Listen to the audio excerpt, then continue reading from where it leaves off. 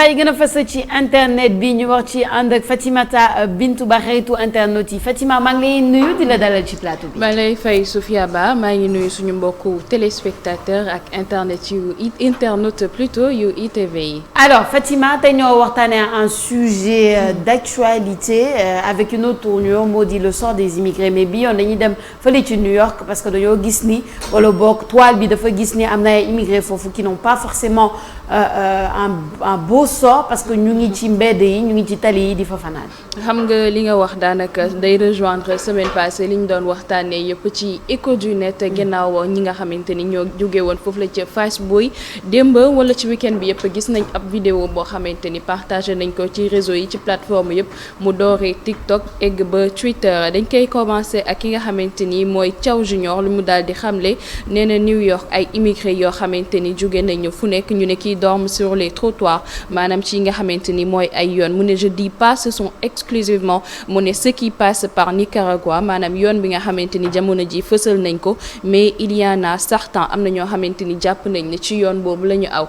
dañuy seetaan vidéo bi nga xamante ni koo xam ne da doon romb wala ku dëkk foofu mu daal di koy publier partager ko nit ñëpp reprendre ko ñu daal di ñëwaat ci plateau bi. ñu xool vidéo bi ñëwaat ci plateau bi. I'm a reporter in New York City, and this is what I'm covering this Monday morning. I took this video at around 4:30 this morning outside the Roosevelt Hotel in Manhattan on 45th Street. This is actually on 46th Street, but I'm just showing on this side to show the line of migrants that are sleeping on the sidewalk. Now, these are asylum seekers. They arrived in New York City a couple of days ago, hoping to get processed at the Roosevelt Hotel. Now, this was an iconic hotel. It's been in movies, but it shut down about 3 years ago and reopened earlier this year as an intake center for asylum seekers. Now, this weekend, they were at capacity, so these migrants were left to sleep on the sidewalk. You can see the only thing separating them from the concrete is cardboard. Except for these folks here, you can see them sleeping right on the concrete, right on the sidewalk directly.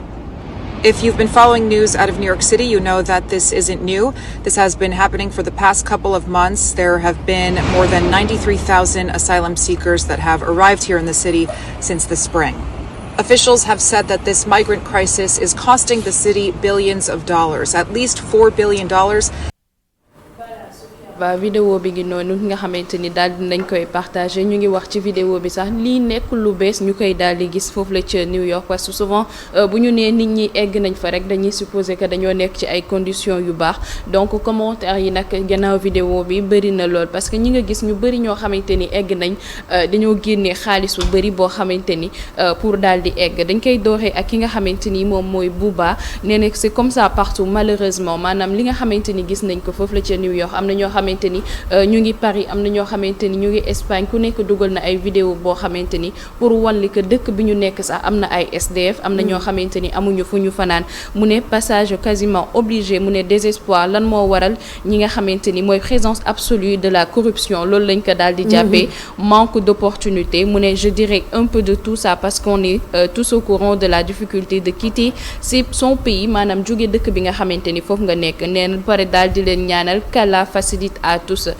Free Sénégal leneen loo xamante ni gis na ko ci mu ne vivement qui trouve un logement avant l'hiver parce que ñu bëri insiste nañ sur le coup mu ne nekk SDF en hiver moom xaru la si dëkk bi parce que ku wax New York wax fi nga xamante ni mooy seddaay ba du mu fay mel seddaay boo xamante ni Afrique surtout ñun ñi nga xamante ni peut-être mosuñoo gis wala seddaay boo xamante ni mel na nga dem foo xamante ni amoo foo fanaan ci mbedd ngay fanaan couverture yi taxu kaa demee noonu donc dina metti si ñoom ñëpp jamono ji ñëpp di leen ñaanal ñu am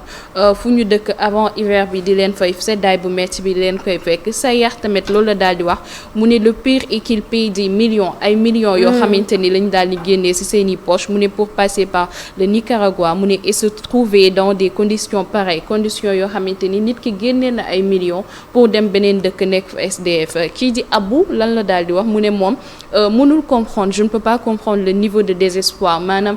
désespoir boo xamante ni day pousser nit ki muy jóge fii dëkkam dem beneen dëkk di dund conditions yi mu ne qu'il faut attendre pour préférer ça au fait de rester au Sénégal mu ne c'est aberrant un vrai aveu d'échec du régime en place li mu jeexalee mooy loo xamante ni gouvernement bi wala régime en place bi nga xamante ni moo fi nekk lajj bi ñu daal di lajj ci domaine boobu Sourou Fall li mu daal di wax mu ne cette situation ne définit pas pour autant leur avenir mu ne beaucoup de succès sont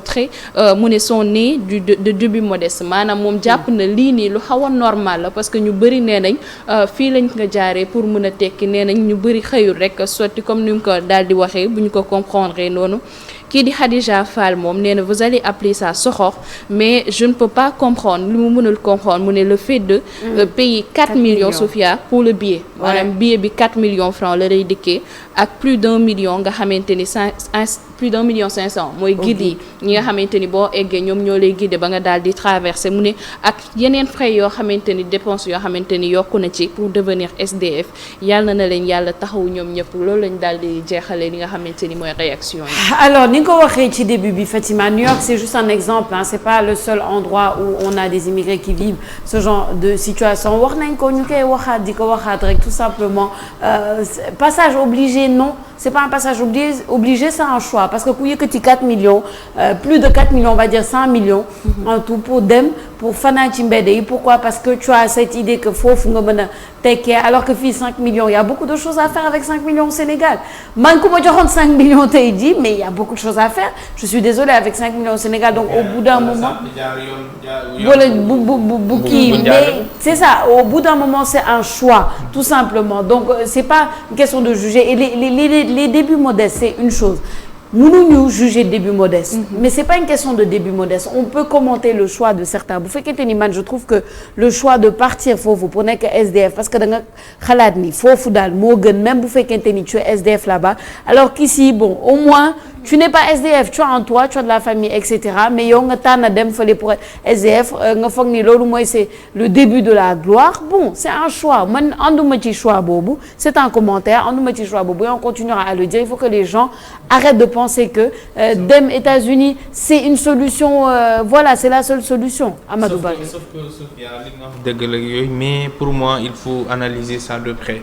maanaam li ñu gis ni mooy maanaam c'est juste la partie visible de l'iceberg maanaam lii rek lañ gis lu kii nii maanaam lu ci ëpp fii nii jeunes yi ils sont désespérés il faut aussi qu'on repense nos politiques de l'emploi certes le gouvernement a initié plusieurs actions DER FONGIP ak yooyu pour xëy ndaw ñi ak yooyu mais toujours est-il que aujourd'hui beaucoup de jeunes sont désespérés li nga gis ni rek moo di lu ci mujj mais Fass Boy lu fa xew semaine passée 70 personnes mais c'est ça yi benn dëkk et quasiment personne ne s'en émeut est-ce qu'on se rend compte parce qu'on a perdu la sensibilité en fait 70 personnes sa waay juróom-ñaari fukk et des jeunes pas n'importe quelle personne des jeunes ñi nga xamante ni mën nañ amal njëriñ seen dëkk ak ñeneen personne ne s'en émeut tey jii rek moom de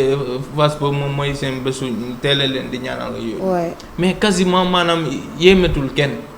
c'est grave lu ñu ngi imaginer yooyu c'est filmé par ab journaliste mais peut-être lii c'est un peu à relativiser parce que yoon boobu du ay sénégalais kese ñoo ko non on dit pas que c'est voilà il faut aussi le relativiser maanaam yoon wi africain yu bëri ak asiatique sax am nañu koy wala américain du sud bien sûr latino-américain dañ fay jaar pour dem États-Unis mais c'est malheureux qu'on en arrive là et puis de penser comme tu l'as dit l'Eldorado c'est ailleurs parce que si tous les jeunes pensent que la réussite c'est ailleurs c'est foutu pour nous kan mooy tabax dëkk bi et puis ce qu'on voit aujourd'hui c'est que les jeunes ont perdu espoir et je me demande souvent est-ce que on se rend compte du niveau du problème est-ce que les autorités récemment ils ont lancé par exemple le ministre j'étais là-bas ce jour-là d'ailleurs pour couvrir ça le programme national de lutte contre l'immigration clandestine c'est un programme élaboré pendant 3 ans dit-on depuis 2020 c'est un programme décennal 10 ans 2023 ba 2033 et j'ai posé la question à savoir moo di tey jii nii il y a un changement de régime qui se profile à l'horizon en 2024 est-ce que ñooñu est-ce que programme bi boobu est-ce que plan bi jël na en compte yooyu aspect yu gën yoo xam ne mën na ci xew est-ce que jël na en compte l'aspect, parce que immigration clandestine c'est pas que économique, hein. Non. C'est pas que économique, parfois aussi c'est sociologique. C'est culturel, c'est culturel. social. Parce que on en tu a vois des tellement gens, parlé. comme tu l'as dit, tu vois des gens dépenser des millions pour partir, alors qu'ils pouvaient investir ça ici. Tu vois des gens laisser ici des boutiques ou bien de places yoo xam ne muy doon dox macha allah. te loolu moo lay wan ni bari loolu moo lay wan ni mais pour man nguur gi ñu ngi siy def ay jéego yooyu, mais le travail doit pas s'estomper là. Il doit se poursuivre dans tous les domaines nag mooy kilifa diine yi mooy kilifa aada yi mooy artistes ak yooyu. Et puis redonner espoir aux jeunes. lu ci gën a doy waar muy ñàkk yaakaar. nit ki soo amatoo yaakaar ça vaut pas la peine. sa dund amatul kii parce que ñi ngay gis ñi ci ëpp ñuy dem ils n'ont plus rien à perdre. dañu ne Barça ou Barça l'expression est claire. maanaam ñaar yëpp la ñuy ça leur est égal. maanaam amatul ils n'ont plus rien à perdre. Ils sont désespérés, donc il faut quand même. Je comprends que les autorités ont fait beaucoup d'efforts et tout ça, mais moi je trouve que c'est pas suffisant. C'est pas suffisant, et puis il y a des cas par cas, et puis li nga wax ni dafa am solo, c'est pas tout le temps économique, au contraire dafa mel ni justement boo gëmatul en fait boo amul gëm-gëm ci sa dëkk que tu aies 5 millions ou 500 000 ou 500 francs. Tu n'as plus cet espoir-là en ton pays, da ngay dem justement, et ça devient facile de faire ce genre de choix, Fatima. li bari jeexale, c'est-à-dire désespoir bi nga xamante ni mu ngi ci jeunes yi actuellement. Vidéo boo gisee bañ ko partagé boo xoolee commentaires yi ci suuf ñu bëri dañuy naan man je préfère dem foofu nekk SDF plutôt que de rester là ici au Sénégal. am na ñeneen ñoo xamante ni tamit nekkuñu kese ay sénégalais, donc li ko bari waxee ni précision bi am na solo. nekkul ay sénégalais kese ñoo jël yoon boobu, donc bëri na ñoo xamante ni jamono ji découvrir nañ yoon bi, et effet réseaux sociaux yi aussi gën na kaa amplifier parce que ñu bëri dañuy dem, et actuellement li ñu gis mooy ñu bëri bu ñu nekkee ci yoon bi dañuy filmer, poster ay vidéo, def vlog. Donc Sophia, tu vas trouver ça inédit, ñoo xamante ni dañuy jël benn yoon pour dem Nicaragua di def vlog. Donc souvent dañ doon gis ñoo xamante ni bu ñu doon aw si yoon bu normal si lañ doon filmer seen bopp, di afficher seen bopp. Donc désespoir bi nga xamante ni jamono ji mu ngi ci jeune bi, et mën nañ kaa comprendre aussi. Sophia Ba, am na ndaw yoo xamante ni démb de l'autre côté am na koo xamante ni investir na entrepreneuriat, boo defee investir nga jël sa xaalis yëpp investir ko, mais après tu te retrouves avec des dettes, wala sa business bi nga développé doxul. Donc ñu bëri ñoo xamante ni dugal nañ leen ci sociologiquement parler. Tamit am na ñoo xamante ni portrait bi nga xamante ni suñu correspondant daal dina koy def foofu la ca Fass Boy, benn ndaw bu bokkoon ci ñi nga xamante ni ñoo doon dem foofu la kenn ki yaayam di wax ni que ba muy préparé wu yaay jënk gis. Donc daf lay break à un niveau boo xamante ni Sophia Ba, sa doom mu ngi daal di tukki, yow xam nga yoon bi ñu jël boo xamante ni risque la, risque boo xamante ni mën na egg wala mën na bañ a egg, mën na ñàkk bakkanam. Donc bu ñu demee ba nga gis yëg nit ki mu ngi préparé wu nga bàyyi ko muy dem, moo la war a wan ni Sophia Ba quand même problème bi nekkatul rek loo xamante ni affaire u xaalis la, mbir yi tamit social. Voilà, nit ñi dañuy naan man su ma demee dinaa tekki, alors que nit ñi ñu ngi leen di wan loo xamante ni souvent du dëgg. Parce que ñi nekk Europe mun ngaa gis ni nit ki di la naan ñëwal fii neex na, alors que moom li muy dund buy dund ci benn chambre am boo xamante ni ci biir chambre bi lépp foofu la koy defee, te pour ñu am loolu nga xamante ni sax foofu la ñuy fanaan day metti lool. Donc souvent dëgg bi aussi war nañ kaa waxaat jeunes yi, wax leen foofu metti na, Sénégal yi tamit metti na. nit ki li ñuy wax espoir, foo nekk rek boo yaakaaree ni mën nga faa tekki di nga ko fa tekki. fii ITV i rajo ñu ngi jàllale benn rubrique boo xamante ni Aïssatou Kane moo koy def, muy réussir au Sénégal. am na benn jeune boo xamante ni dafa commencé ci football, doxul, ay blessure, kooku mënoon naa abandonné, mais plutôt dafa dem reconvertir nekk jaaykatu thon, et thon boobu muy jaay, pain thon boobu muy jaay tey mu ngi ciy réussir di ci dundal boppam, di ciy souvenir itamit ñi nga xamante ni mooy besoin famille am. Donc souvent ay exemple yoo xamante ni baax na ñu koy wane pour ndaw ñi gën a xamaat ni l'espoir est là, nit ñi mën nañ na jàppaat yaakaar que Sénégal bi ñun ñoo ko mën a développer, nekkul pas wala beer, mais plutôt jeunesse bi nga xamante ni Sénégal mën na compter ci ñoom. Non mais exactement, beau discours Fatima. Continuons en tout cas, et on continuera à montrer li nga xamante ni moo di les bons exemples, les exemples de success stories au Sénégal. Kenn waxul ni dafa yomb. On n'est pas en train de minimiser le désespoir des jeunes. Moi personnellement, je sais que su ma waxee en fait, ça peut donner l'impression que je minimise ce désespoir-là, mais c'est pas ça. C'est parce que daf ma métier en fait de voir cette jeunesse-là, parce que dama xam ni soo demee Europe, soo demee Canada, soo demee États-Unis, lu ñu ñëwee ñun mooy suñu jeunesse, parce que eux ils savent que notre jeunesse est une force inouïe, incroyable. Ñun fii ñu koy xeeb,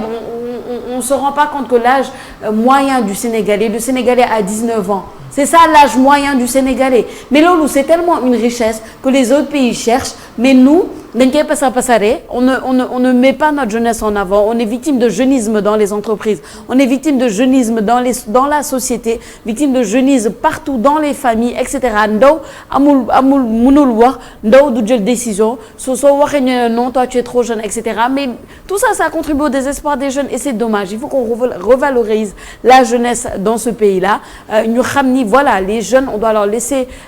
la possibilité parce que ñoom ñooy tabax dëkk bi comme tu dis Fatima. xam nga yow boo waxee sax on peut comprendre sama genre yi nga xamante ni mosuñoo génn dëkk bi. donc fii sax Sénégal da ngay gis ASD mu ngi nii ci wetu canal bi. da ngay gis ñoo xamante ni jóge nañ seen dëkk jàppaar ne fii Sénégal bu ñu fi ñëwee dinañ dund ci dund bu neex et pourtant yaa ngi leen di romb ci mbedd bi la ñuy fanaan démb wala week-end bi taw bu metti moo am. mais si ay toile la ñu fanaan donc ni mu amee fii ci Sénégal noonu la amee aussi ci yeneen dëkk yi. et oui ça touche toute l'Afrique pas seulement le Sénégal mi ngi noonu Fatima. di la gëm di la sant ci sujet Eco du Net bu am solo et on te donne rendez-vous mercredi, Inch'Allah. À mercredi, Inch'Allah, Sophia Ba. Merci Fatima. Amadou Barry.